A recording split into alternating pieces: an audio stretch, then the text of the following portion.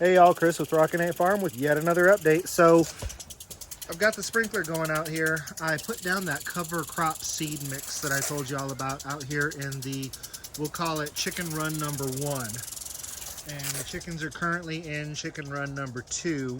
We will eventually build a 3 and a 4 because we are adding some more hens to our flock. So I want to give them a lot of space.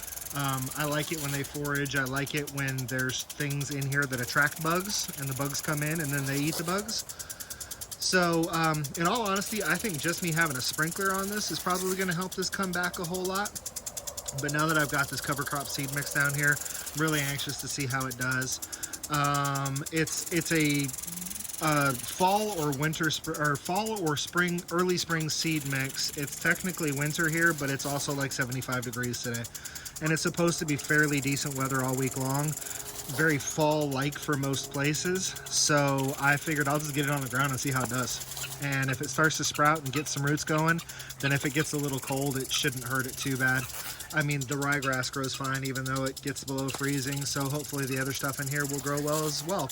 If it starts coming in real good and starts looking real pretty, then I'll recommend the product and I'll drop that in the show notes. But I just wanted to show you that I got this done and I've got a sprinkler running, and we will see how this starts to turn out. I've got another little thing that I want to show y'all inside that I'm really excited about.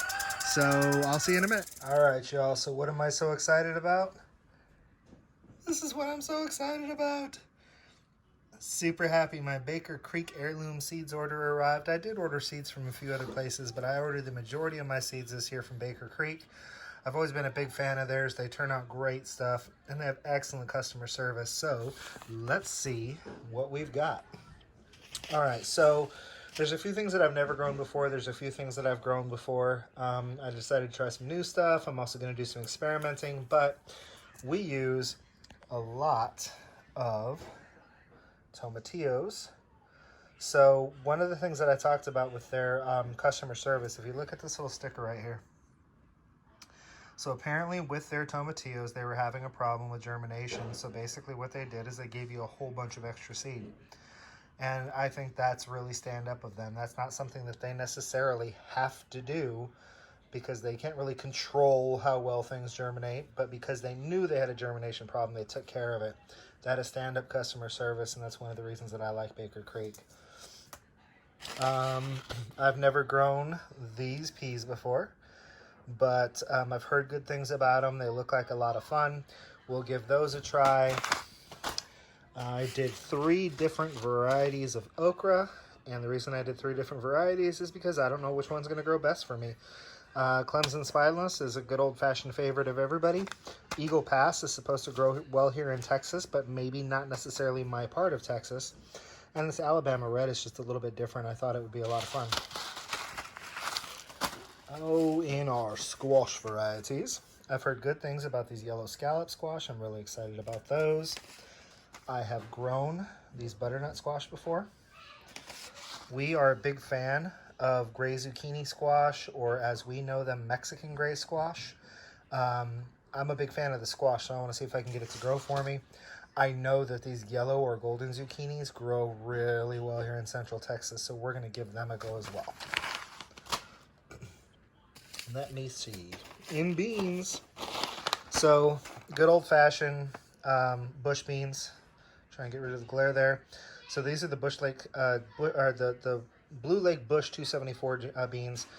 This is just a good old-fashioned go-to. Like, you can't really go wrong with it. It's gonna grow for you. It's gonna produce prolifically. I got 3 packets of this seed. I'm planning on putting up a lot of beans in cans this year. And this is one of my favorite beans, Scarlet Runner beans. So it's actually a perennial bean, but it has an absolutely gorgeous flower. Like, to be honest with you, I don't even necessarily care if I get the beans off of it. I'm really looking forward to it bringing in all the pollinators, looking gorgeous around my property, and for me to be able to harvest these bean holes and have Scarlet Runner beans all over my property. You coming over to hang out and see what I'm doing, buddy? Yeah. Yeah? We're looking at seeds. Say hi, YouTube. Hi, YouTube. Look at me. Hi, YouTube. There we go. Give me some space here. All right, let's go to the cucumbers. 2 can't go wrong cucumbers. Chicago pickling. What are these? No, those are the beans I just talked about. Chicago pickling, smaller pickling cucumber. They do well every single year. Market more of a slicing cucumber. Again, it does well every single solitary year. I know those are going to do good for me. I don't really have a whole lot of question. Let me see. Carrots. Got two different flavors of carrots. I got a little guy that really, really likes carrots. So we went with these Danvers 126 half longs. They're supposed to be really well. And I did the cosmic purple just because I thought they would be fun.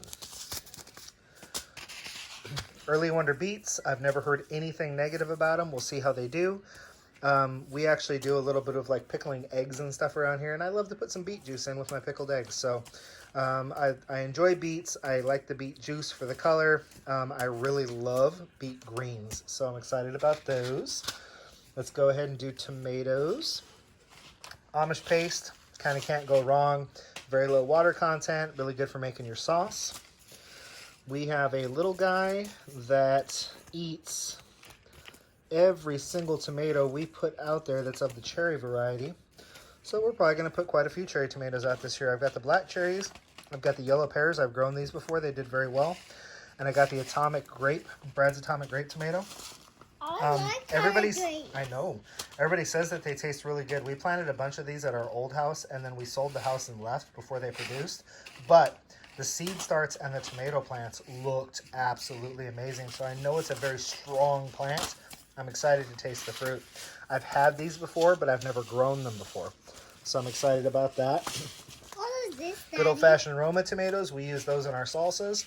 And for a slicing tomato this year, I want to try... What is it? Show me. Those are beets. For a slicing tomato this year, I want to try this Solar Flare. I just think it's a really cool looking tomato. We'll see how it does. And peppers. So poblanos, we use a ton of.